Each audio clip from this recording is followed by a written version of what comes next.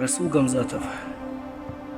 Дорогой мой товарищ, земляк и герой, я не знаю тебя, но приветствовать рад.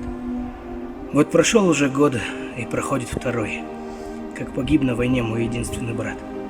Мне обидно, что мало он видел дорог, что еще не успел орденов заслужить, грудь героя, где им полагается быть. В самом первом сражении осколок прожег. Брат был молод и весел, как горный ручей. Где ж теперь он лежит, неподвижен и нем?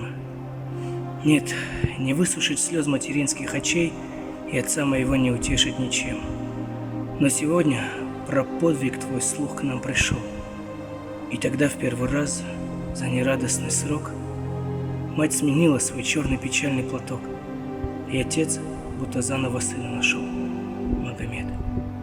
Не встречались мы, но все равно я тебя словно брата люблю своего, не за то, что у вас с братом имя одно, а за то, что убил ты убийцу его.